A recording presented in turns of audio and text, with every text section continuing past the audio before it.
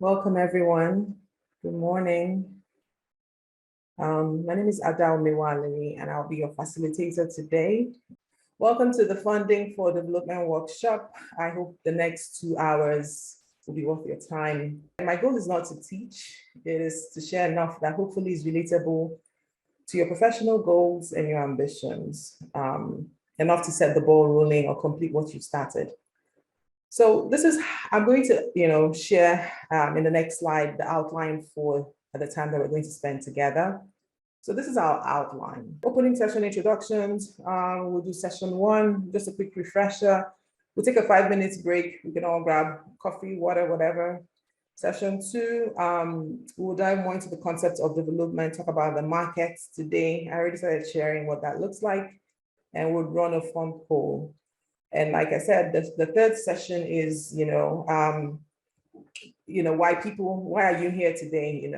It takes us into some like guided exercise where you're personal and in your space writing I'll ask some pointed questions, and I will call on maybe 1 or 2 people if they want to share. And I encourage, you all, to share. It's just for 1 or 2 people.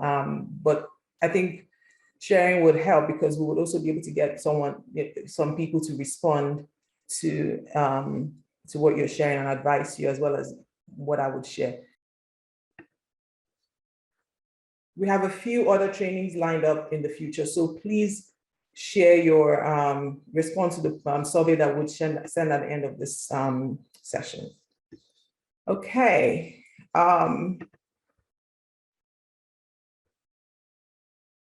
Before we dive in, I like to say that this is not a grant session. That's why I sent, the customized email in the Zoom notification. It's a grant. We're going to talk about grants. We're going to talk about the market. We're going to talk about opportunities. In fact, my team and I went through, we spent some time actually mining the market to see what opportunities are currently existing in Nigeria. And we have that resource that I would share as well with you, the people in this room.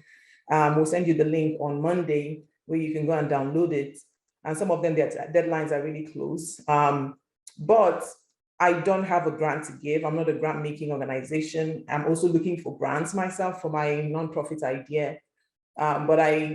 So this is an opportunity this session is just focused on showing you what's happening, where to find what you need. And in subsequent sessions, we have a proposal writing session. We have different workshops in the future. Let me just introduce myself briefly. I got into development by mistake, happenstance, and this was in 2006. Before that, I was working for the Nigerian government, the federal government in Abuja.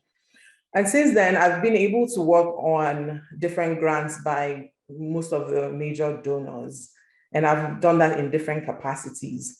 Right now, I still consult in the field, but they don't pay. I'm not employed in the field, but I am employed in a similarly relevant field. I work in academia now, but I am also in a place where I continue to do work that is focused on Africa. So I'm still involved in that sector indirectly, and I'm still also in my personal capacity, I consult and I do different things. So cumulatively, my fundraising experience, totals comes to $10 million. For, it's not my money, it's not my NGO's money, it's for projects that I've worked on and been part of writing the proposals for. So I have secured untraditional and traditional fundings. So let's dive into the next slide.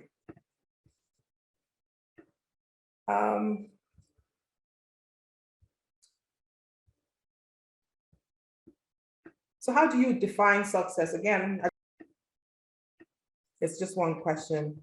Let's imagine we've reached the end of the workshop and it went well. What will make it a success for you? And once I can get 2 or 3 questions, I'll move on to the next slide so we can dive deep into this interesting conversation. It could be a word. It doesn't have to be a long something interesting, but just a word. It could be clarity on how I can find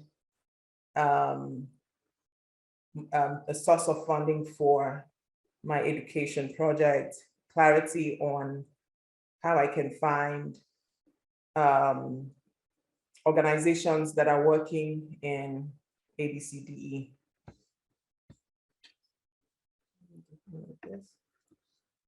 Having my organization access to funding. Okay, we're hoping that you can have clarity on how you can proceed. So let's go into our first session, which is Development 101. Because I have a few engaging exercises to run. I'm not presenting. I would present based on how you respond, and that's how you get value for your time here. So in Development 101, we talk about what's the story behind international development and how did this sector come about? And we see, that it's in 1949, one of the US presidents, Tubman, was really, Harry Truman, I think it was 1949, he supported the Marshall Plan, and it was during the Cold War. There was a few cold shocks. There was the World War II, and a lot of things were happening in that time. And the economies that were doing well said, how can we make sure that we support growing economies so that they can continue to do what they're doing, and what's happening doesn't, of course, there's the interest in protecting your own economy. If everyone around you is poor, there's a popular saying, then you're literally a poor man. So there was a lot of politics into beginning to allocate certain, budgets of countries to support other economies, and how they decided to make that decision to which economy to support is also, political, and has, connections to the different interests of the country. So for instance, the US is really interested in Nigeria, in making sure there's stability in Nigeria for different reasons. But, the oil is a big one, and the interest of the Americans in Nigeria is also a big one, but oil. So there's a lot of allocation to Nigeria for other reasons, of course, but just because we need stability here, we need this society to continue to advance. And of course, without Nigeria advancing, the whole of Africa would continue to regress. So development, they decided we're going to allocate this amount every year to support blah, blah, blah. And we would channel the funds through one of our agencies. And that's how USAID came on in the US. And US Department of State as well can make funds, and then has a particular Africa bureau, but they all, through the embassy and USAID's presence in Nigeria, would implement and allocate funds to different international consulting firms or international NGOs or local NGOs. And it's also the case for like for the JICA. It's also the case for the EU and UK aid. And I put a little quote here from Harry Truman, where he said in 1949, "I must embark on a bold new program for making the benefits of our scientific advances and industrial progress available for the improvement and growth of underdeveloped areas. The old imperialism, exploitation for foreign profits has no place in our plans. What we envisage is a program of development based on the concept of democratic fair dealing." What is development? Like when we use the word development, what is it? It's human development, as we see in the slide before. It's multidisciplinary. It involves a lot of sectors. It's not just the focus on agri, it's not just the focus on education. Everything has to be happening at the same time for, it's called, another word for this is a systemic, approach, and the systems approach, where you focus on different aspects and get them all working. But how it's the delivery is also like a single project. It could be a single project. It could be a series of targeted projects at several aspects of the society. There are funders involved, and funders determine how to share and allocate their funds, usually from their own priorities. But what you find is that most funders' priorities would also align with a country's priorities. Otherwise, they would just be wasting their time. There are several actors involved. Some bring the money, some implement it, some monitor it, some spend it. Like if USAID determined that, as you can all guess, COVID recovery and reconstruction of economies post-pandemic is a priority for everyone, whether you're a donor country or not. Now, if the US, if you look at their latest publication, and I'm going to also show you all where you can find the country reports, make sure you're you sign up for those. So once they have those reports, it tells you what they're trying to do in Nigeria. It gives you, in fact, it's a data mine. So when you see those, when you follow and track reports like that, country reports from different funders, that's number one way of staying abreast with what's happening in the sector, what's happening in your sector, who's going to be implementing. You will find different keywords and then you put it in Google, you search, you find the implementing. So sometimes for the purpose of our newcomers, when USAID does not usually, there are cases where they would be involved directly with implementation, and that's usually when they give the money to a government agency. But most times they give their money to international NGOs, and those are an international consulting firm, and those people would come to the country and implement the project for which that funding was allocated. So my most recent exercise in Nigeria was, not my most recent, but the one that I can remember now actually is, I did an evaluation for a project that was implemented. It was a USAID funded project, and USAID partnered with the UK government, and they gave the money to an organization headquartered here in DC called DevTech. And DevTech implemented, so DevTech had an office, hired people, and then the DevTech team was now in charge of implementing different aspects of that project. And involved CSOs, and we had to do political parties. I can't share the details of that project, but they gave monies to different agencies and different organizations. So they call it sub-granting. And that's usually where newcomers into this sector, that's usually where you can find initial support for your project. It involves several actors like I shared. Sustainability is definitely key. As you're beginning to think about getting involved in this sector, you have to continue to think about, how do I make sure that my idea is sustainable? And sustainability is not just the project in the short term, but even your organization. There's like the NGO curse in Nigeria, where someone starts a project, an NGO, they do a lot of good work, and then somehow something happens to the founder and the NGO pretty much just disappears. And we have to, as the younger and the new generation of people in this sector, begin to think about succession and think about our NGOs outside of ourselves. And I'm going to also share what it is. In the next slide, you will see, I'll spend some time talking about that. It is someone's money. So it's not free money.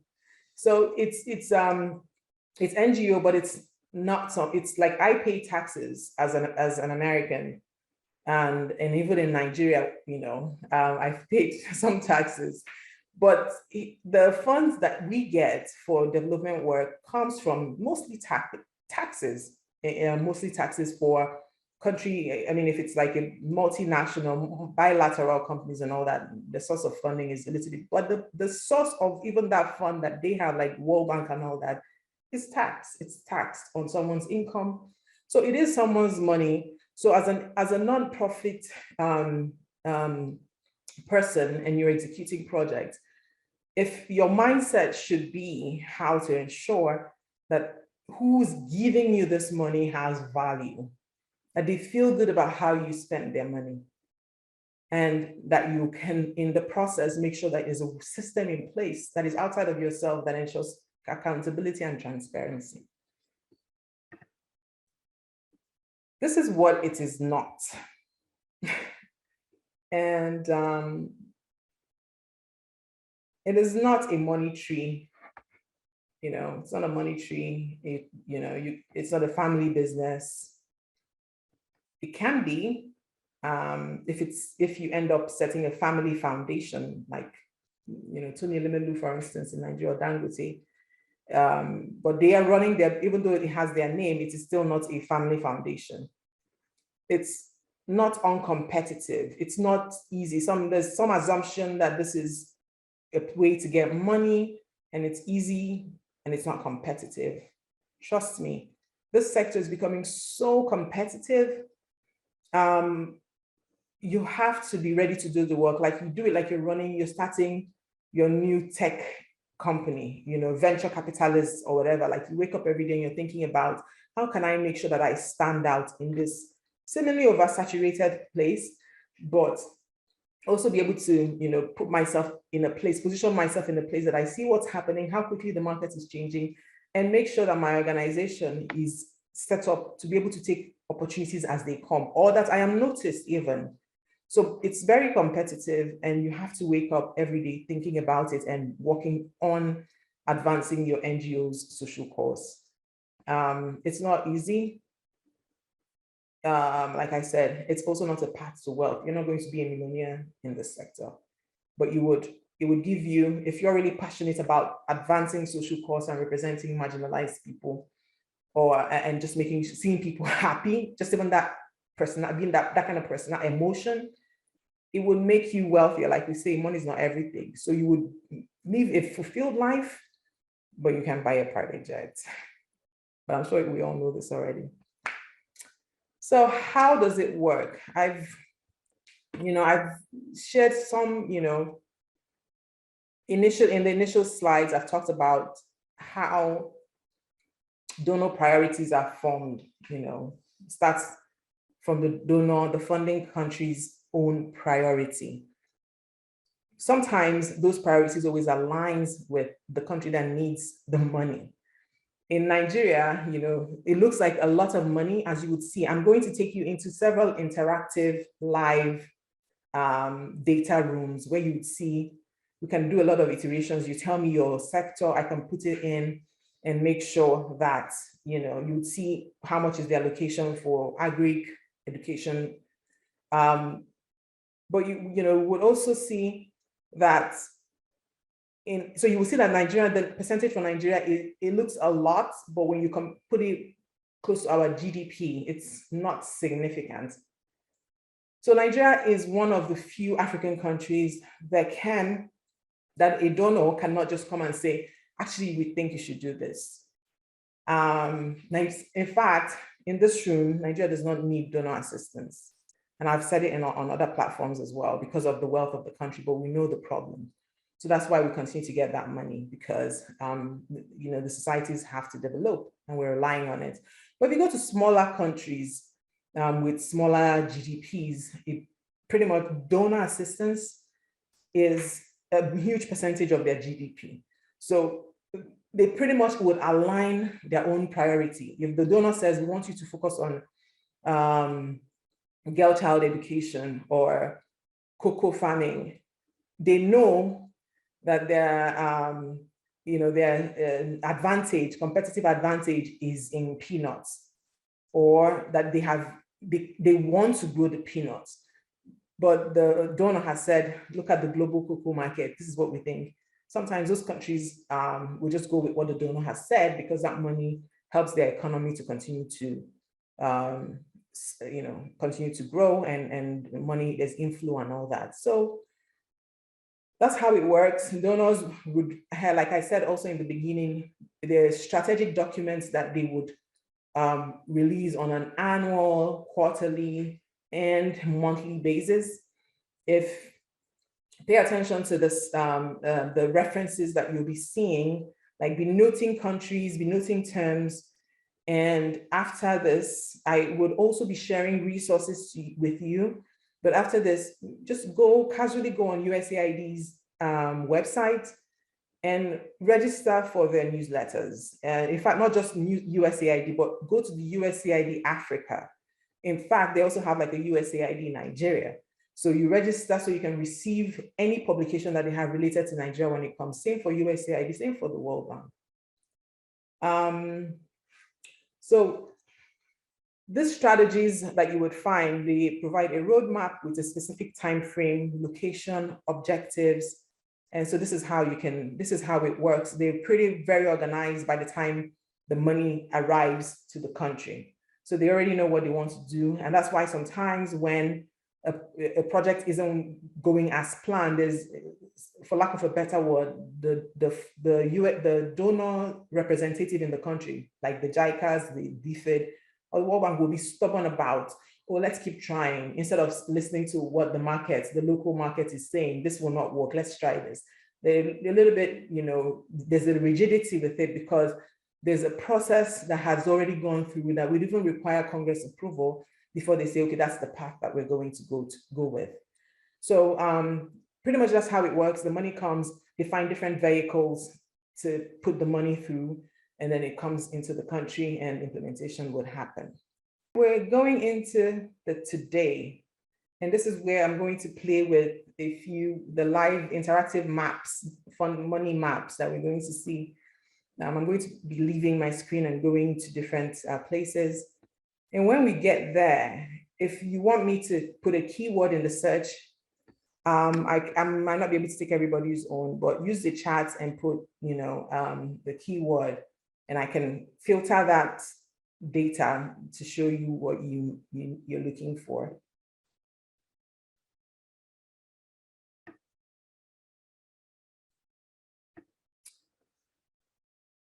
Take a moment to guess how big this industry, this whole global international development market is. And it is big. This is data from the Johns Hopkins University Center for Civil Society Studies.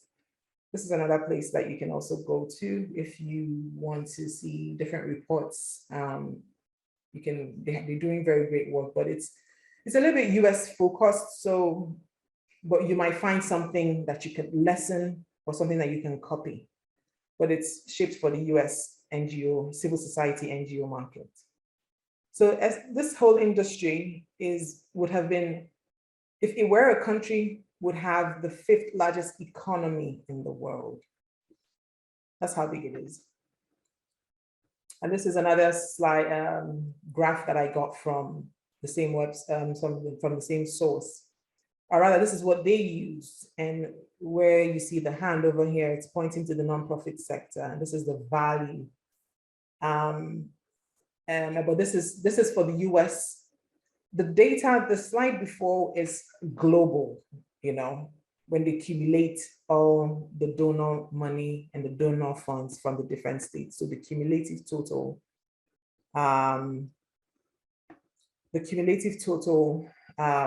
is what would rank the global development markets as the 5th economy in the world. And this is just the US number. It's place number 3rd before manufacturing. We're talking about the cars, and before construction, it's just behind accommodation and the hotels and food, the McDonald's and all that. It's competing, and as you can see, the difference is not that much. Retail, the Macy's, the designers, all of them is number 1, and retail services is not just clothing anyway, but the retail services is the biggest, followed closely by accommodation and food services, and then nonprofit is 3rd. So it is big. This is what's it called? A graph, an illustration that I got from the OECD, Organization for Economic Cooperation and Development. And the OECD is made up of a few, big economies. They come together, but they support global development. The organization supports global development, but members of OECD is not open. It's not everybody who's a member, not every country that is a member of the OECD. But they do a very good tracking of the development, donor money and where it's going to and who's using it and what is the sectors that are getting the most attention. So here, let me take you to, okay. So this is 2019, just before COVID happened. This is the data for the year 2019. Top 10 recipients of gross ODA is Nigeria. So it is a lot of money. Look at who's coming, but also remember that when we put it close to our GDP, it's not a lot of money, but it sees a lot of money for the Nigerian people. Afghanistan, Ethiopia is close to. Ethiopia is also another big West Africa, African economy as well. Iraq, and the reason that some of the countries you see here, because of the war and humanitarian crisis, is the reason why you see them, like Afghanistan, Syria, Iraq. In Kenya, the ODA is usually quite significant for their economy. These are, of course, south of the Sahara gets most of the ODA. I mean, there is unspecified, and which I'm not sure what this data means, but south of Sahara, when you look at all the other continents, regions, you see that it receives most of the ODA. And ODA means Overseas Development Assistance. Per commitment, so look at the sectors, the bottom of my screen, you would see that social infrastructure receives most of the funding, followed closely by education, health, and population projects. And then you have economic infrastructure, like the big projects, production, and usually that will involve like even just adding value to agricultural things, agricultural products, and program assistance, disaster debt relief, humanitarian aid, and so on. So I'm going to go back to my presentation. Okay, so the next, again, is just another graphical illustration of the value of the sector. These are the big boys, who give the money. And you would see in 2020, the US, ODA total, with a few, of course, variances in the calculation, but it's not going to be enough to change the fact that the US is the biggest ODA contributor. This is another more specific slide to Nigeria, and it looks at UK foreign aid spending in focus. As we can see, Nigeria it's number 3. And this is data from Statista.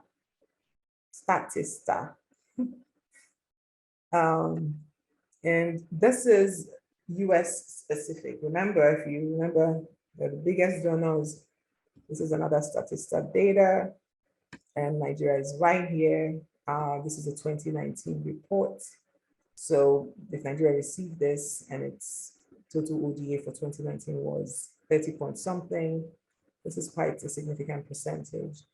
And I'm going to take us to the US government funding page, and we can actually change some of the keywords and we can play with it. So type the keyword you want me to put in the, get that.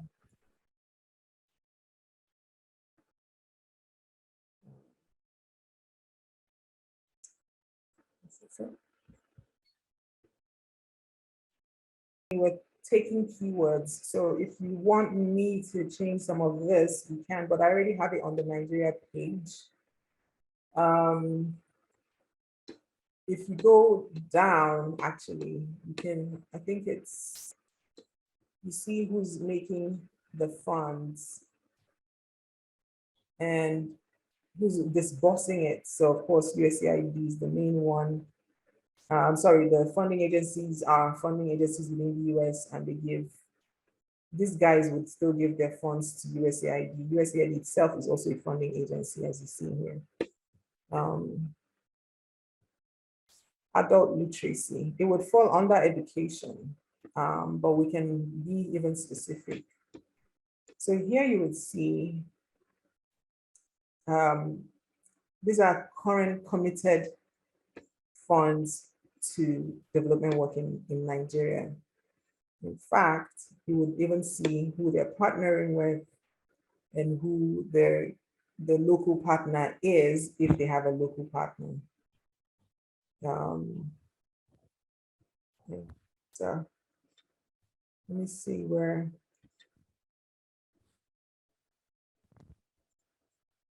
I think I'm trying to see where I can.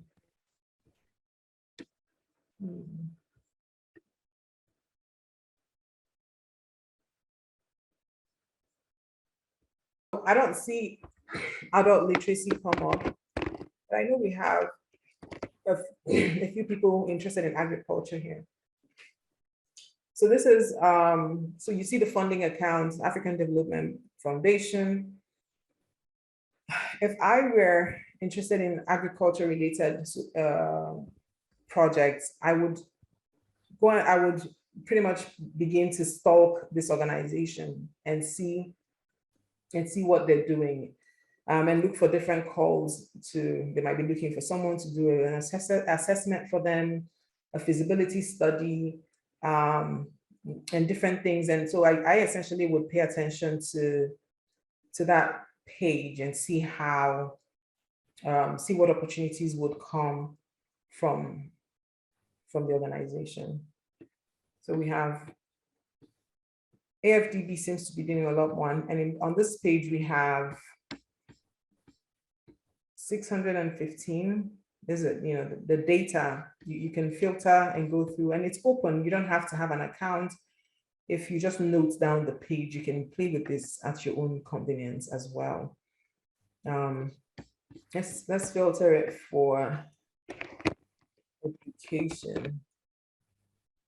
Adult literacy will be considered basic education.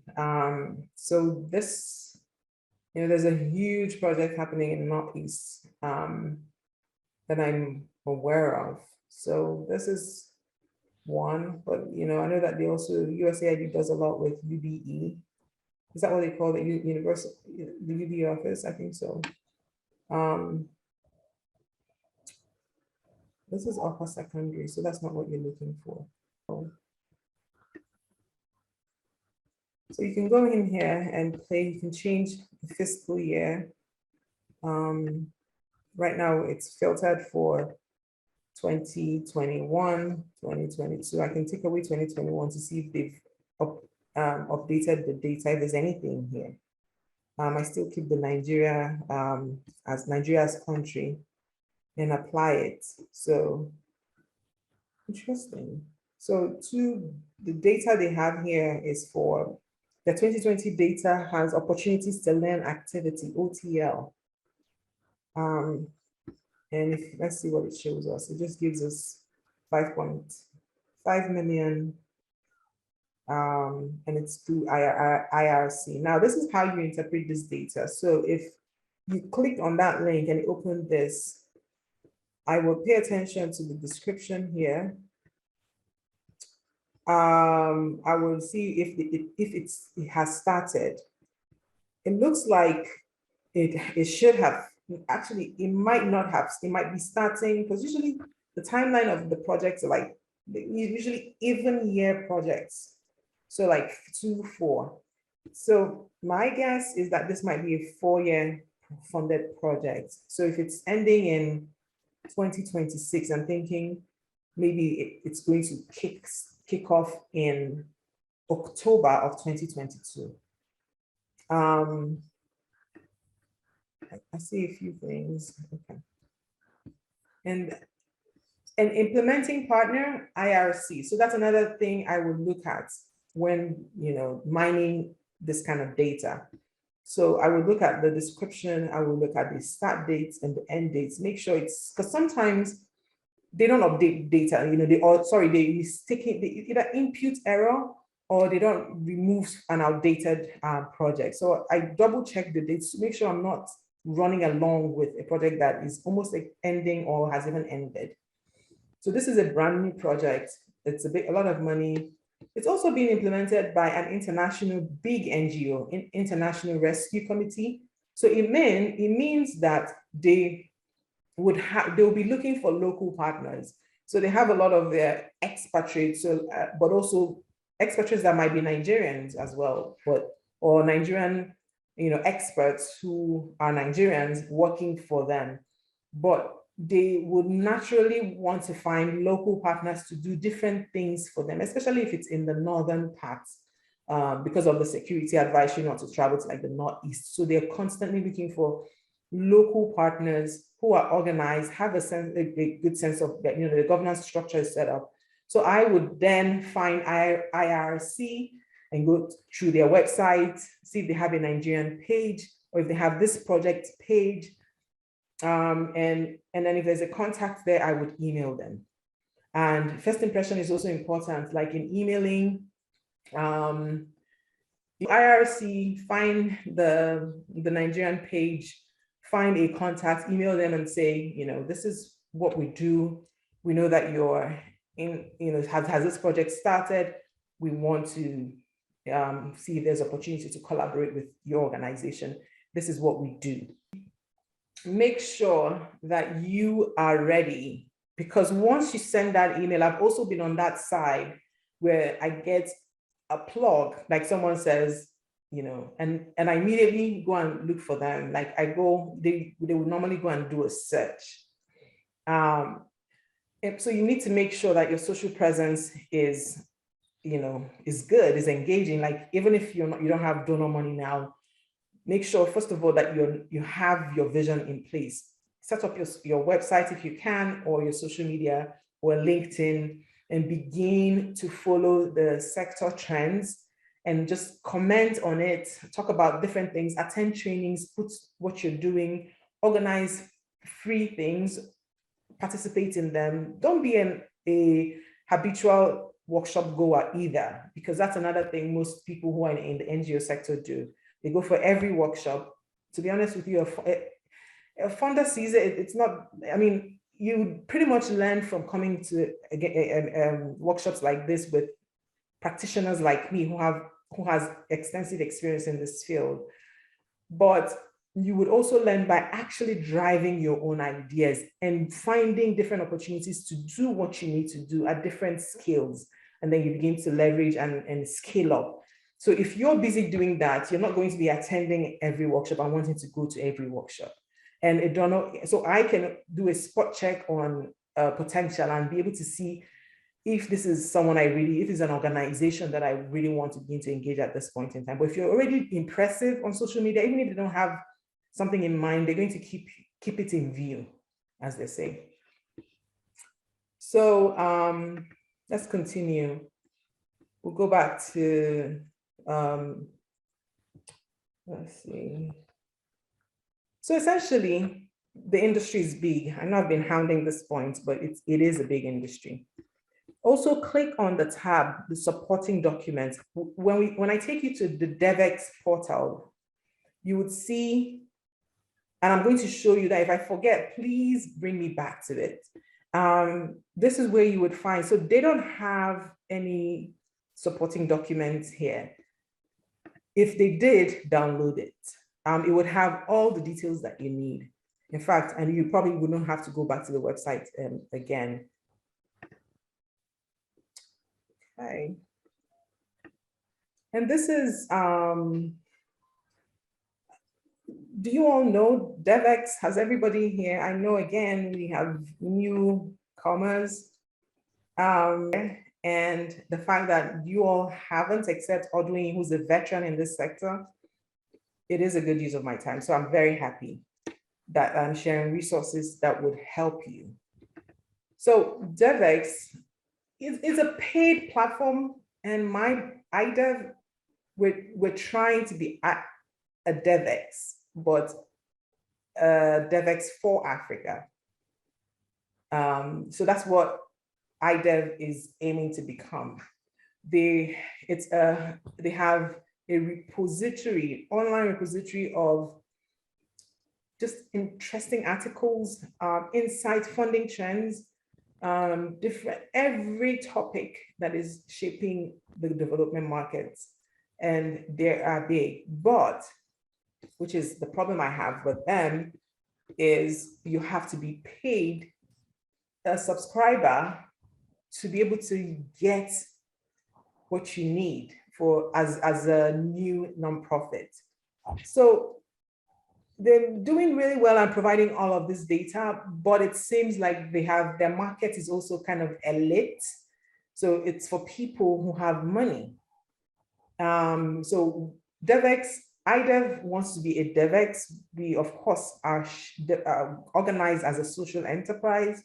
So there will be some profitability, but we're also making sure that we lower that entry barrier for new entrants, knowing fully well that the reason why people get into this in the first place is from an economically disadvantaged point. So this is DevX's funding trend analysis for the international development market today. And I'm going to take you in there. You will not have access to this because you have to be paid to have access to what I'm about to show you. Let's see. Okay. So this is their website, and I think I also included the link to them in the PDF, in the PowerPoint, but just write it down. It's devex.com. So they have a really good system of collecting information that shows them where the money, what the priority is, where the money is going to, what it's going for, and how much, and the duration. And they also track posts award, So for instance, the USAID, in Nigeria, for instance, a lot of the USAID projects that you see aren't being implemented by USAID directly. For you to have access to this data, you have to pay. Whether you pay in the past or you pay in the future, for you to have access, you have to pay to this page. You can get on the website. There are few resources that are unpaid. And usually, like if you go and, so they write very good articles. So one of the articles on the implications of COVID-19 in the sector, it's supposed to be they call it pro subscriber. It's supposed to be paid for, but that particular article is free because maybe one of the donors, maybe USAID gave them money and said, please make this open to everyone. So somebody funded it. And even when you're reading it, they will tell you it's supposed to be a premium, like a pro subscriber article, but it is free and available. So you have to be paid. You can get on the website and have an account, and you can engage with some of the articles. But the really important ones that it spends time on, and which is what people like us need, is it's also, that one is different. You have to pay, as Audrey put, you have to be a paid subscriber to have access to those ones. So when you click on it, it will tell you you don't have access. Yeah. Yes, paid subscriber. Thank you. And when you're also paid, and they have different levels for payment. So there's some levels that will just show you if the US has something, the UK and EU, which is also a big player, I haven't been mentioning them, they would put it out there. But you have to also pay more. If you want to be following proposals, bids, awards, tenders, there's also another level to that. So you can be paid, but if you pay the minimum, you get access to intelligence articles and all that, but you won't get access to this page as well. So let's keep going through. So let me search. Actually, let me just share what this is, and then we can filter. These are the main players. The World Bank has 60% of the donor share. The ODA does not track the World Bank money. Remember the ODA chart that I shared? It's just tracking, it's not tracking multinationals or bilaterals and all that. But actually, yeah, anyway, the point is that data did not track the World Bank. They track World Bank, they track everybody, including private foundations. So here you see that the World Bank is the biggest funder, followed closely by Asian Development Bank, I think, seven, so yeah, Asian Development Bank, USAID, IDB, interestingly, USAID. So you see, that's why it's also important to have, be quite networked and have a lot of asset places that you get information from, because you also see who are new players that get in, people that you didn't even know about. Like we haven't even talked about MCCs, the Millennium Challenge something, and they do a lot of funding just focused on the Sustainable Development Goals, which is also, and it's also a good, you need to follow them to see. They do a lot of fundings for education, health, and all that. So where's the funding going? Of course, 16% is West Africa, and we know who makes up most of the major share in the 16%. It will be Nigeria and Ethiopia, followed by maybe Kenya. And we can actually, okay, so you see, I filtered it for country, and this is Nigeria, 9.1%. And this is data from, this is a 2021 data. What topics are being addressed? Social and inclusive development ranks number 1. This is funding, and it's funding, just direct funding that goes to the governments and all that. Global health, a lot of this global health share is focused on, is going to COVID relief, COVID vaccine. And you see all the topics that are being addressed from this funding. And here on the right, you see, details of the sectors that are being funded.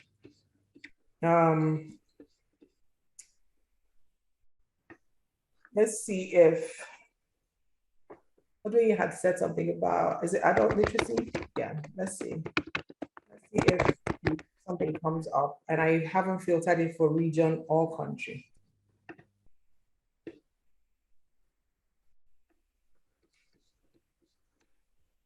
Yeah, but it doesn't give you the specifics. It's showing that there is a peak for, so there was a lot of money that came in this year, and I can tell you that it's deeply rooted in what happened with COVID and adult literacy, non-formal education, just trying to bridge that gap. And these are the countries that a lot of the adult literacy grants are going to. And so your best partner, or the agency that if I were you, I would keep my eyes closely on, would be these guys. World Bank, USAID at the bottom, for World Bank top, private sector, maybe just private foundations or just corporations that are doing corporate social responsibility work in the UN. ADB is Asian Development Bank, and that's why we see a couple of Asian countries on the right. I'm not sure who these guys are, but I feel like it's good network, I think. I encourage you to share some of your challenges in the next slide. Maybe you can be more specific, but the truth is, if you want to secure donor funds, you have to find a way to make sure that you have a governance system that makes them know that you're not the organization does not revolve completely around you, but there is a system in place to make sure that you're managing money well, that you're transparent, that you're not just running around and doing projects that you have personally invested in. So it is work, and I know that there are challenges with doing this, but for the funders, you have to have some basic compliance documents. And that's also where you have to think about creatively what kind of opportunities you're applying for. Like if you went to International Rescue Commission or committee and said, we can help you with doing, a consultation, they would essentially what I'm trying to say is that sometimes you can get direct donor money, but sometimes you can just explore the sub-grant option. And it gives you an opportunity to do work and prove that you know what your competency, and eventually be able to set up the documents that are required. And every funder is also different. So I'm going to continue. So this is what DevEx looks like. And let's go back to our slide.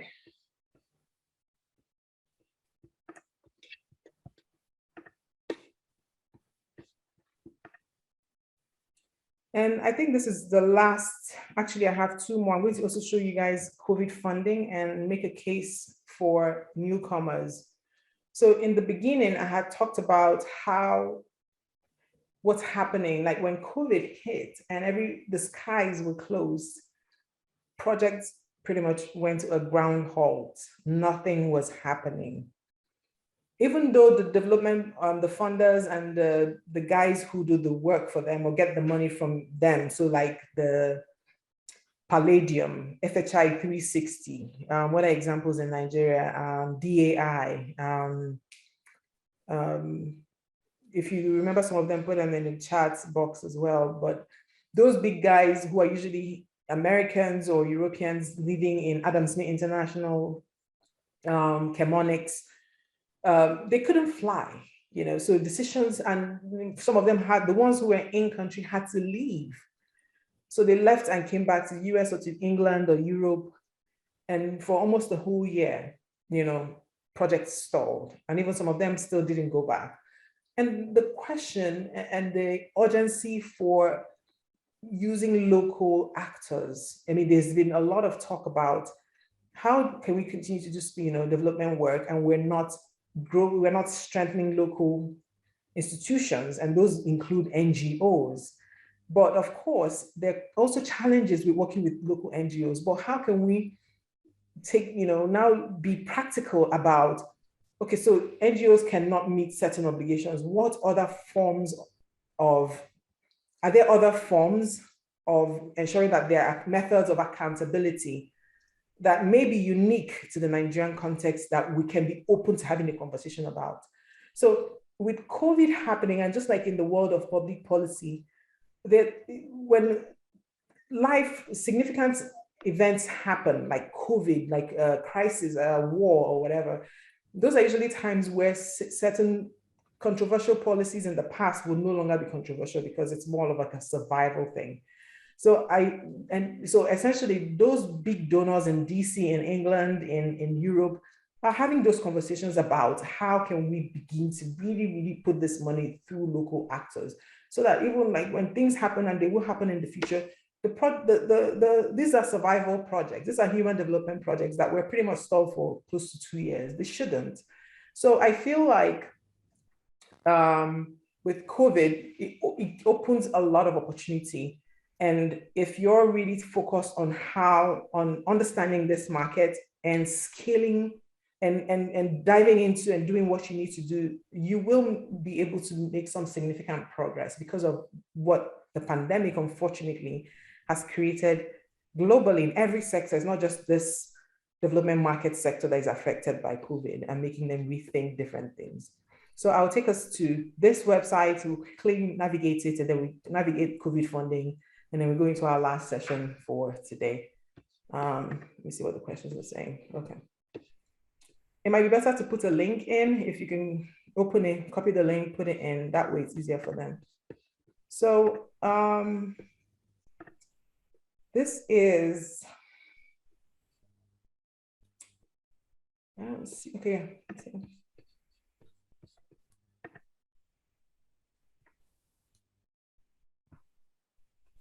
So this is another portal, and similar to DevEx, but it's also global. They they're pretty much just tracking development and humanitarian resources, similar to DevX, but theirs is pretty free. They include, and the partnership of it. So this is development portal, but it's an initiative of IATI. IATI is International Aid Transparency Initiative. And it's a membership-based, IAT is membership-based, but this portal is not membership-based. So, and the members of IATI are pretty much all the guys that we've been seeing and talking about today, including the agencies, the country, multilateral institutions like the World Bank, IMF, philanthropic foundations, so private foundations. It also includes some civil society, but my guess is that they're the big civil society players. So like the International Rescue Committee, IRC, Save the Child, and the big ones, and then and we also has private sector organizations. Here we can quickly, this will just show you commitments, and it also gives you enough if you're a researcher to find, know where to go and what to find. So this is Nigeria. Let me just use Nigeria. Okay, I can also, the year range, let's do 2020 to 2022.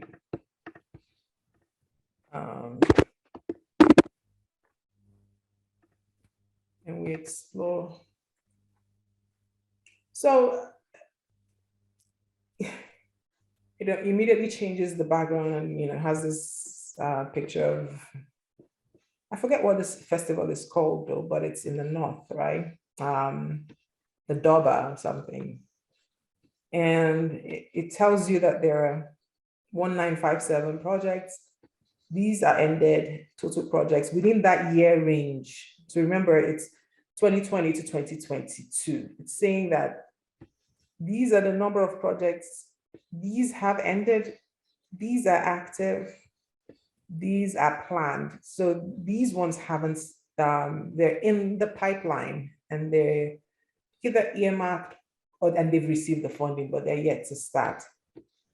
And where does the money come from? A huge amount, the huge source is the World Bank, not surprising, USAID, Gavi. So if you're in health, Gavi is a place where you should be paying attention to. And one of ours is also the head of Gavi, Dr. Iwala, but no longer actually. I think I'm not sure, but last year she was the head of Gavi, and I know, oh yeah, she left Gavi for the World Trade Organization and Global Fund, and you have 169 more. If you wanted to go more in detail, yeah. Listen, you're going to have fun on this website. These are the international NGOs I was mentioning. Actually, Palladium is like a consulting company, so it's set up as a for-profit. So ordinarily, like if you went on Google and you were looking, you would not find all these guys. So that's why it's important for you to leverage platforms like this. So like Education Challenge, so like Audrey, who's interested in adult literacy, she's doing adults, but PwC, who knows? They might be interested in, remember this is a Nigerian data, and what exactly is this project? Someone who's in the sector, in the education sector, I would be interested in pursuing them. Adam Smith, I've worked with them in the past. They do a lot of economic reform projects. So, and Adam Smith is a consulting company. Mercy Corps. So this options consultancy, I'm like, okay, who's options consultancy? Let's see who this guy is. So see what they're doing. So huge commitments. It's a 20, apparently. Oh, so this project has ended. I've never heard of options consultancy, and I have a feeling they're not even local. So yeah. So that's again how you mine the data. If I was interested in this sector, I would search these guys, and it keeps taking you through this rabbit hole. That even that project that I just shared, look at even these guys over here, like the women, and you're going to focus on the women. That's how you actually get really specific and find the person who has the money to support, because they're looking to do exactly what you're offering to do. And it's like a match made in heaven. This is the dportal.org website. Feel free to go play in there.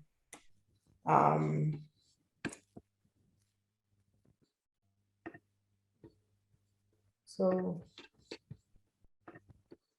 this is what this looks like. And so I know detection, watch, violence for peace building and all that, but this is, the important point here is this is money that was not in the country, the donor country's priority before COVID. When COVID happened, a lot of the players, the big players went back and said, okay, we need more money to, first of all, figure out what is this thing that is making us sick? And then how do we make sure that we don't all die from this thing? So a lot of money came for the research and the R&D and went to a lot of the pharmacies. And then when there seemed to be some understanding about what it was, then a lot of communication. So a lot of organizations started either bringing new money or taking away money from programs that they no longer considered priority in the face of a pandemic. But they put the money into things like, communication and information, telling people, trying to reach local communities. And they had to do this with a lot of local partners. So even in that Nigeria, there are local NGOs. And at that point in time, they're not looking for you to be fully organized because it is a pandemic. It's like during a war, you're telling someone to go and register. They're just looking for someone who has some good reputation. So they put money and say, can you go in there, go to the Southeast, then come, do bills, hand bills, which is like flyers, and use jingles so that people know they have to wear their masks, they have to do this. And now that we have some control on the pandemic, they're looking in depth and saying, so this pandemic has affected everything, right? So within our COVID portfolio, funding portfolio, we still want to, so a lot of it is going into economic reconstruction. So like the gentleman who said he was looking for money for his business, I know that even the Nigerian government is giving money to businesses to, regenerate the economy. So if you're a business, like a business organization, a business person, and you're incorporate, like you have to, the basics is you have to have an incorporation certificate. And you have all of that, and you're doing your taxes, hopefully you are. Then you can, there's several, I know that the Nigerian government has money that they're giving small businesses.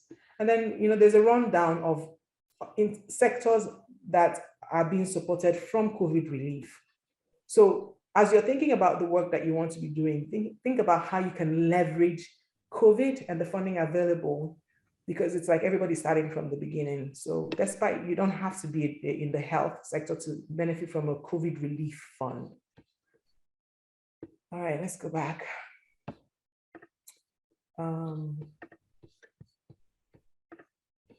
Okay. So what does this all mean? And we talk about positioning, and I'm going to do that with, just posing a couple of questions. Sit down with yourself and write, and just if you could be a word or a sentence to the questions that I will be sharing. This is on traditional forms of doing what are the biggest challenges with most NGOs in Nigeria?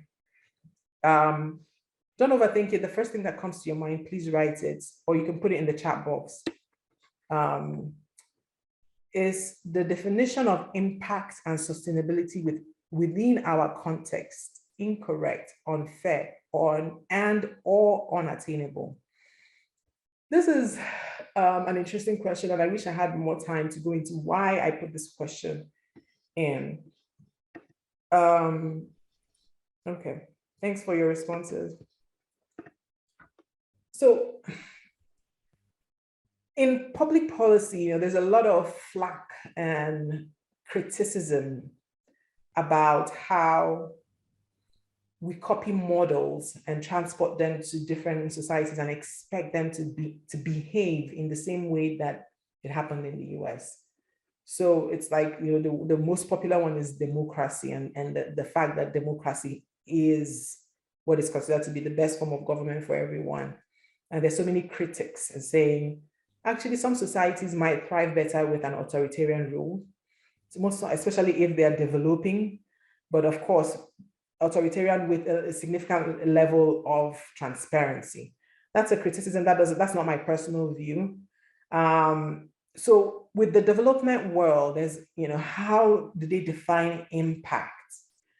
It's also a number of people. So for instance, there's a women empowerment. This is an example. A women empowerment project which gives microcredits to women in rural Benue. So they give them money and they say, find a trade, put it in selling something, and the woman says, okay, I'm going to go and be doing yam and selling. And then how the funder wants impact is where the woman now scales the yam business, and it becomes, maybe she even has a yam farm, and she's now a supplier, and she's now selling in wholesale and no longer even buying. In a 4-year span, they would expect to see this.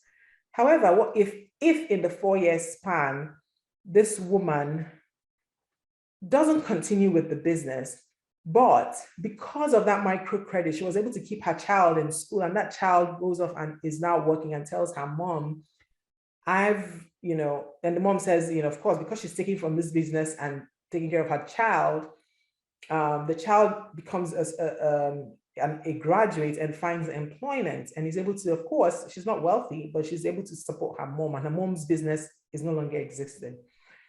The donor, the traditional donor, would say that it wasn't successful. Over time, in recent years, there's been a system and a method in place to be what they call outcome harvesting, which means that you're not just looking at, yes, you said this in your logical framework, you will do this, you will do that, but you didn't do it. They're looking around what you said you would do and seeing if there are other things that happen as a result of what they invested. So, but a lot of donors are still very rigid about how they want numbers. The USAID is quite, has a reputation for wanting, oh, we trained 100 and something people. Yeah, how's that impactful, So that's why I posed this question. And also, I'm also sharing I put it in there more of an opportunity to also share with you how you have to become really innovative in how you not only set up I don't like the word NGO a lot, but your nonprofit, I prefer nonprofits or social enterprise, how you set it up, but also how you brand yourself, so the languaging you don't have to, if you're looking at data or report that is more than 5 years old, it might, you won't be up to speed with what's happening and how the expectations within the sector is changing.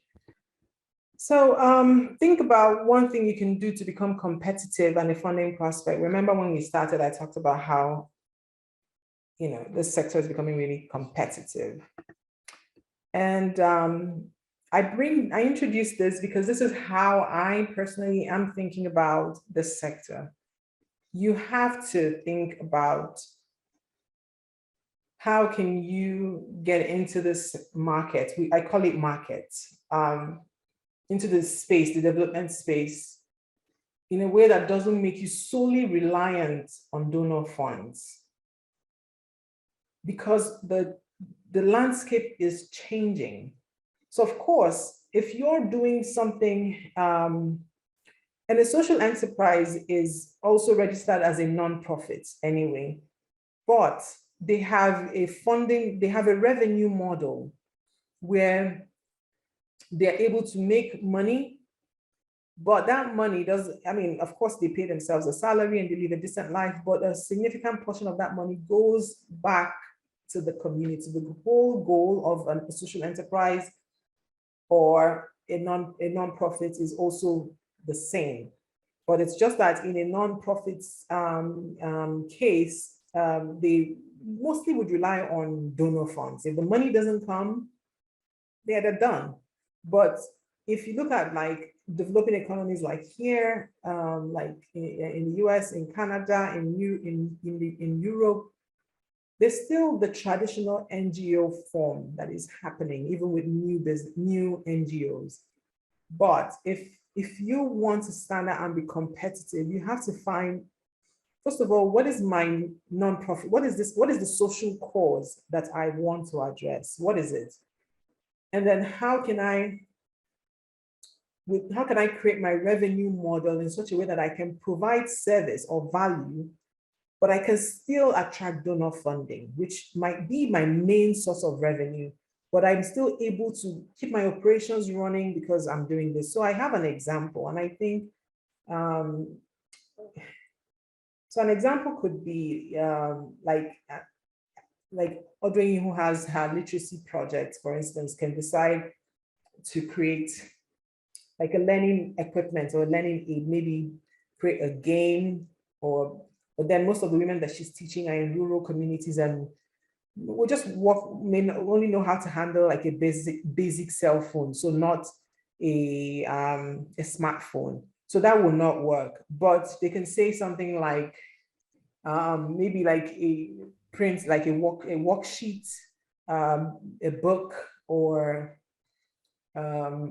boards that are interactive, and not necessarily that those women would buy it, but you know, it's also a social cause. So if, for instance, she had like a board or an iPad that teaches basic ABC, or a game, or an iPad or a book, you would find that private companies, individuals will buy these things and help their communities, support your women, and it's part of what you have on as your service, right? So people are paying for this thing. So there's some transaction happening within your nonprofits, but what it does is that you earmark a certain percentage of that revenue and say, this is where my salaries and my staff and our operations will come from, and the rest of it we will put into scaling this idea.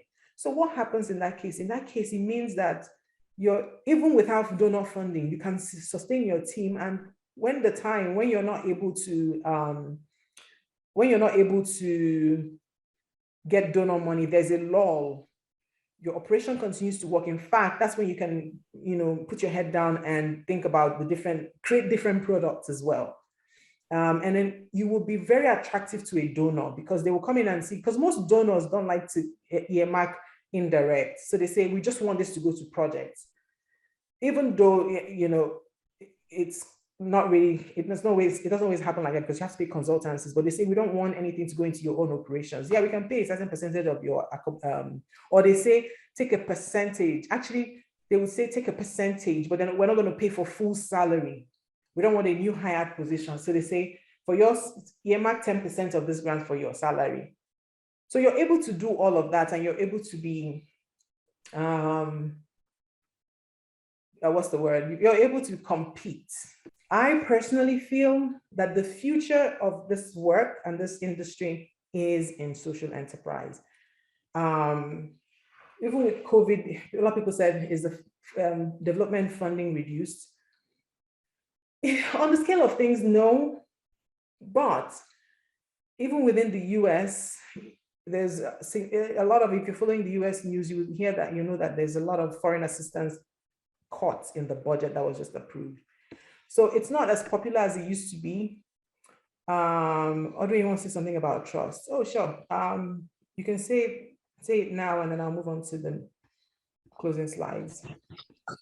Okay, so I was going to say, because a lot of the time we say there's no trust. I've worked as a grant manager, and one of the things I've found is that while trust is a problem, there are ways of building trust. Somebody had mentioned earlier the compliance documents, like criteria. And if they keep coming up, that means that they're important because Yeah. the donors themselves need to comply. There are people who give them this funding, even when it's governments, they're accountable to taxpayers. So they need to explain to them that they're not, for the organizations they're funding are really using the money, accountably. My own personal experience of having my own NGO recently, we're looking at funding and, I was saying, we put so and so amount of money into the NGO. And then somebody just said, look, do you have a bank account? I said, yes. So how have you paid? Do you have all your records of how you disbursed this money for personal funding to pay salaries and stuff? We don't have, we didn't have those things. We're doing it out of the goodness of our hearts for 4 years. And we're told that, look, it's not good enough. No, it's because not. the donor is looking at how you've managed your own money. So even if you did, use your own money, it would have made sense to put it into the organization's account, the way you disburse it, the acquisition forms, receipts, all these things. Then, one of the things we hadn't done because we're using our own money was we hadn't even audited accounts every year. And we hadn't a report to say the activities are done every year, the impact and all that. So, it's one thing when you're using your money, some of these things you think, they're not necessary. But, they don't know if they see that you go to this extent because your money you're giving to is like you're giving a grant to your organization. Mm-hmm. So how are you accounting to yourself? So these are the things that we were asked. And, when you meet someone, because I've met one donor, one notable donor that, they have a lot of money. They're giving millions of dollars every month to invest. One of the problems they said to us was that they can't find projects. And I'm like, what do you mean by we can't find projects? And look, we need, organizations that have the proper structure. And many organizations don't even have okay, so what is your policy for, your staff? What if you deal with children? Do you have a safeguarding policy to show that, your staff have been trained and know that they cannot abuse these children? These are some of the things they look for. So they told us, they were like, look, we only have that. So we're turning our money through banks, who comply, and this is not good enough. And this is a lot of money that every year they have to send back, to their donor. Yeah. So there's money out there, but I think the big work is this groundwork of putting together the systems, put them in place to overcome that, element of distrust that already comes when, we say, okay, local NGOs managing the funding. So that's what I was going to say. Thank you. Very good, very good. Thank you for sharing that with us. This is a session that I wanted, personal session for you all to write down. I'm going to skip through it, but feel free to screenshot it or wait until you get the PDF on Monday and then do this on your own. You can reach us if you have any questions. You can email us at info@iDev-Africa.com. But do this with yourself and your team and be able to respond to these questions. So once you're able to do all that, you have to also think about how you've set up your organization, how you registered. Is your business model clear and sellable? Like Odwin had talked about, you have to run it like a business. You cannot, even though it's a nonprofit, you cannot be using your personal funds and you can use it because there is an expectation that you would use your personal funds at the beginning. But for instance, all the subscriptions that I have, I used to have them as an individual, but in the past 2 years, I still use them. I use my name to subscribe to DevX and some of the other premium services, but I charge it to my iDev because I have to do my taxes here, even though nonprofits, we are, there's some, we don't pay that much in taxes, unless it's from salaries and all that, but everything minus the salary, you're not supposed to. But you can, if I were showing a potential funder, because sometimes some of them want to see your bank some would even ask for things like bank statements with some they don't call it bank statement. There's something that your bank here can give you that is like an activity. It doesn't say how much you have and all that, but you won't see that there's some activity happening, like you didn't just go set up the account because you want to receive money from them. But the main thing they ask is your tax, the tax report, which so you have to be able to be filing tax even if you're not going to be paying tax, but you have to do that filing every year. And in filing it, you put expenses. So if I bought, those receipts that I get from the subscriptions, I input them when I'm doing my taxes. They're part of what I include as my expenses for that year. So even a donor, like the bigger donors, nobody wants your health check, the bank health check, they want your tax statement. So the tax statement, they would see that activity and they know that you're serious, but you have to be in a habit of making sure, like if you want a receipt, let them write your organization's name, not your personal name. Write the organization's name. First of all, have the organization incorporated, set up a physical online presence, create content on that website. But make sure you have all of that and then follow the trends. All the websites that we will be sharing with you, go in there and subscribe to their newsletter. And find opportunities by identifying the program. So all that I've taught you on how you can mine data, do that, and it will give you a few leads that you continue to play with and then you get more confident with navigating that scene, as just go in there and engage with what you're seeing online, and you get more comfortable and confident as well. So it's unfortunate that we are running out of time, but I've shown you all that you need to know to find the money. It can be traditional, which is donor money, which is, conventional money. Donors, governments also give monies to their NGOs. But most times, the sources of the government money isn't their own money. So it's sometimes the US government will give monies, the USAID will give money directly to the Nigerian, like a department or a ministry in Nigeria. And then they would, like INEC, for instance, might receive some money for electoral assistance, maybe the upcoming election. They'll get some money for community voter mobilization or sensitization. So INEC would be able to give monies to smaller organizations because, of course, INEC is in all the states, but they're not in all the local governments, right?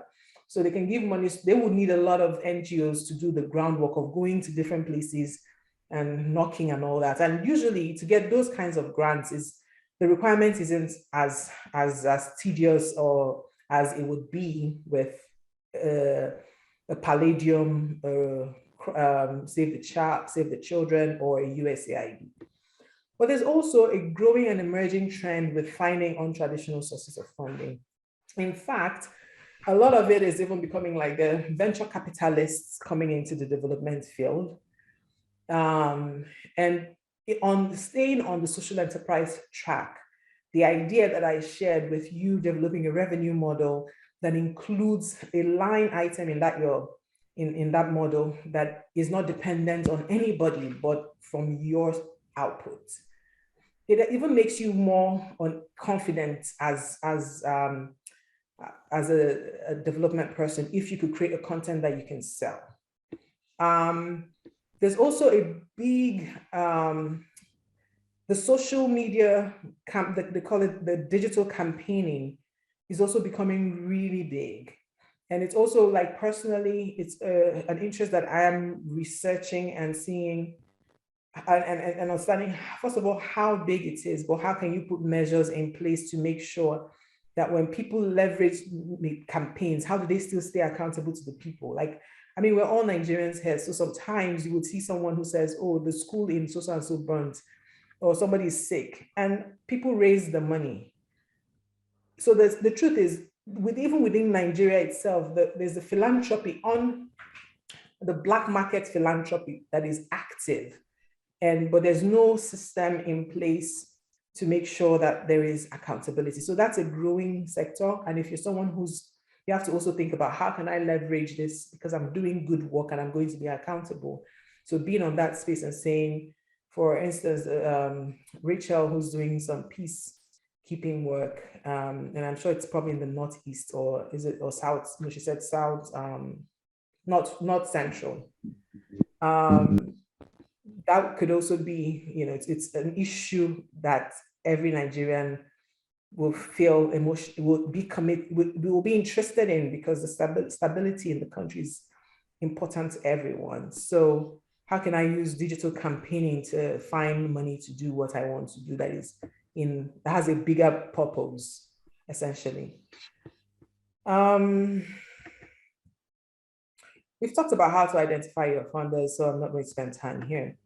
So summary and conclusion. I feel like as I discussed, I summarized. It's not, this industry can be, like I said, I got into it by chance, and I've been in it for 17 years, and I don't see myself leaving, because I have a social enterprise, and I'm even in my 9 to 5, I'm still working in Africa indirectly. But you have to have a passion. It's not an opportunity that you go to because you can't find a government job or you can't find a bank job. You have to be really interested in advancing collective interest. You have to be passionate about a social issue. And then you work from there. First of all, what do I need to do? Make your business, make your nonprofit. A nonprofit is not a briefcase sector anymore, as was the case. I mean, if some of you are old enough to remember what happened during the AIDS pandemic, when it was a big thing, a lot of the NGOs that we know today, most of them got into the sector by chance, because there was a lot of money in awareness, information control of AIDS, and you didn't have to, HIV/AIDS, and you didn't have to be in the medical profession. So a lot of money was just thrown at people.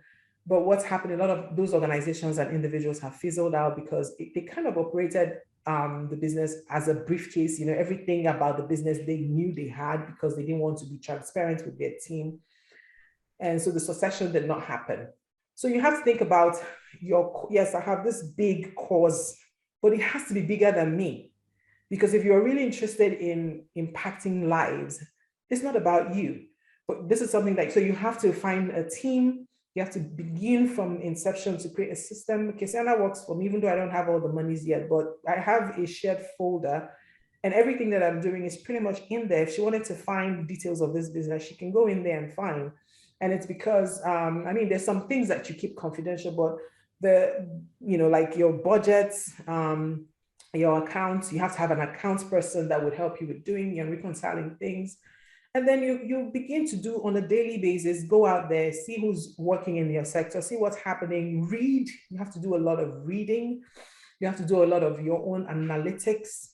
You have to strategically network. There was a time where network. I'm not a fan of networking. I don't like going into rooms and smiling when I don't want to smile, or talking when I don't want to talk. But at the end of the day, networking is someone authentic. So you don't have to, if you're faking your smile, then how are you being authentic?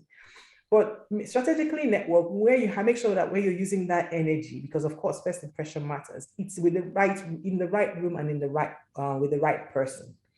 And most times, most people in the industry that tell you that they can give you stuff, they don't have anything to give you. They make a lot of promises. Most times the opportunities that are out there are actually very open and public. So you don't need to know. Sometimes like knowing someone, because some opportunities, that's another thing with the Nigerian sector, because Nigerians know the opportunities, they don't make it that public, and that's a shame. So there is value in being networked in the right way. So some way that you can network is once you've done all the things that I've shared with in the beginning and you have a social presence, just do like an email campaign and find all of the organizations in Nigeria or in the states that you're working in, different contacts, email them, put them on your newsletter, on your mailing list, write newsletters, maybe once a month, send it to them. One day, one of them will just say, this guy's quite serious and organized. And that's it. That's all you need, one invitation, and you come and have a discussion and you're doing something for them. Part of what I want to do, I do have a very hectic schedule, but this is a first of many workshops. Like Audrey is also participating, but she's also my very good friend. And she knows that I've been talking about doing this for the longest time. And I have a very detailed proposal writing workshop coming up. But before then, we have 2 to 3 more free sessions that kind of, one of them is one of them is just social enterprise in general. In the interest of no further questions, I will close. If someone has something they want to add, Rachel has a question. Okay. It has to do with my organization. Yes. We've been running since 2018. We started it, but then registered in 2021. My concern about what we're doing is we've never received funding. We do mostly crowdfunding and some sort of using our own resources to run it. But one of the major things we did as of last year is try to work with communities. Like in our interventions, we work directly with the communities and we get their support to be able to achieve the projects we want to do. So for instance, they can supply the venue. Some people go using their cars to mobilize to get all the necessary things we need for maybe workshops or for any peace building project we want to carry out within the community. So now, coming back to what you said about accountability, or when donor comes and they want you to give report, they need receipts, they need all that. Excuse me, and just like my other sister said the other time, that I felt could be a challenge to us, or how do we present this to them to make them understand? Because okay, we have the social media presence, we also are incorporated, and also we are really trying. It's just that funding that we do not have it dropping in our own account. So we keep doing our best to see what can we do without the funding, because my major concern most times is that people say fundings have stopped, like you rightly said. And I ask myself, what can we do different that we can impact our communities even without the funding? So now if we need the funding to come and these donors come and they realize we've not been having funding, would that be a challenge for us as an organization? No, it shouldn't be a challenge for you if you haven't received. There's always a first time. However, it's always is donors. In my experience working on several projects back home, I remember when I would make decisions on who to support. Unfortunately, donors, you go with the least riskiest person, and that's usually someone who has experience doing donor work, because there's also been a lot of people a lot of nonprofits who've put donors in trouble because of discrepant malpractices. So as a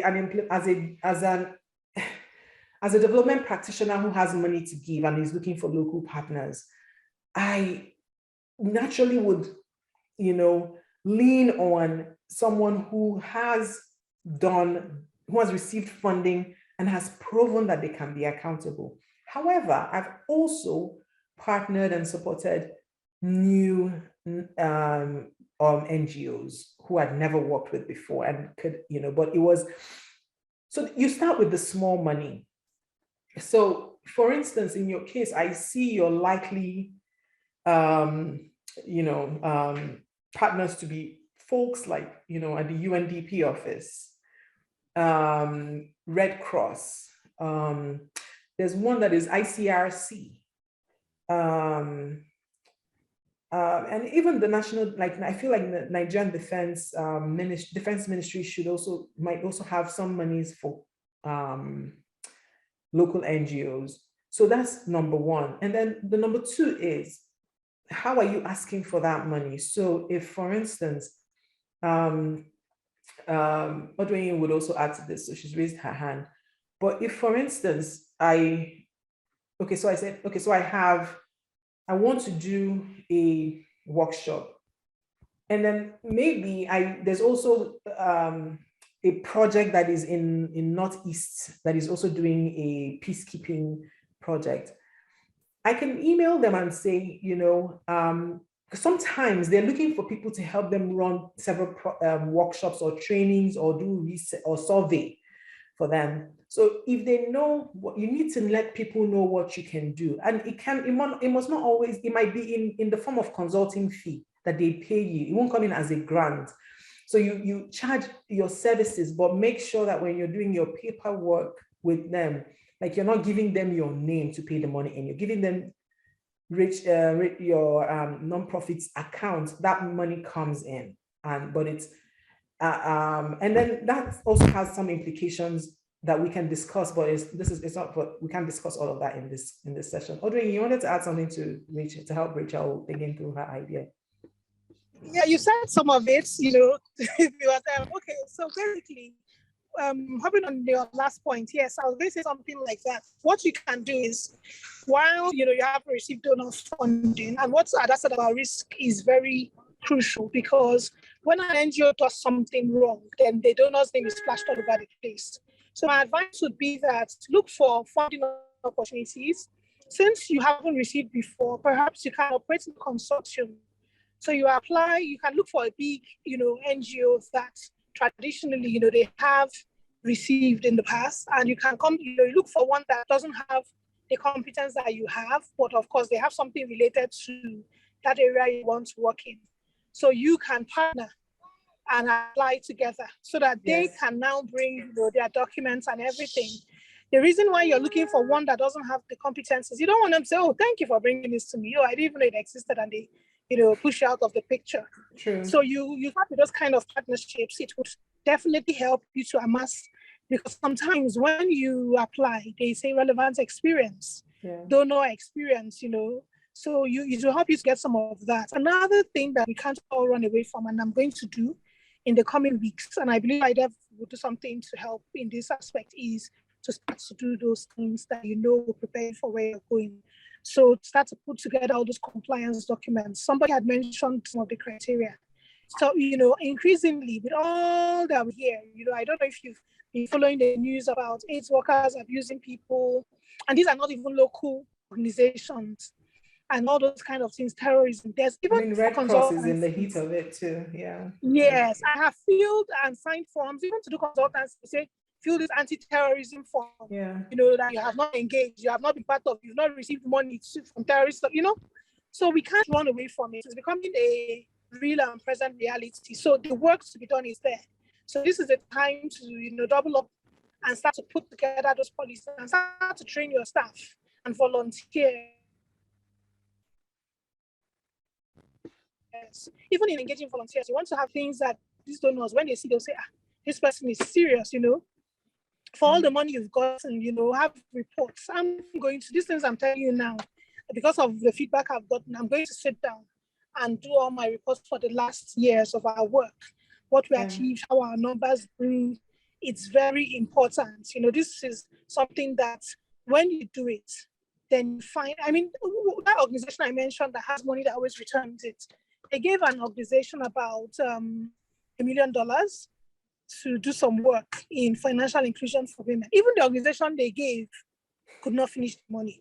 They had about 300,000 left, because they themselves were also looking for sub-organizations, because there's some places like Ada had mentioned they can't go to. And they were looking for those sub-organizations that will be able to go to those places and help them. So, and they also, I said, because I don't want to get into trouble, I want to give you an organization that I won't be calling now, give me reports. It's now become, like you have to be chasing them up and down, or you give the organization and you say, now please, or the financial report, please. And they'll be like, we're coming, and two months will pass, and they can't give proper accounting. These are the things people look for, because it's very easy to, me as a grant manager, some of the money I gave out was like $10,000. When I see what I have to ask these people to do to report for that, I used to feel bad for them. I'll be like, hi, poor people, like, I won't even collect this money, because the time it's very easy to say, I want grant, but they work.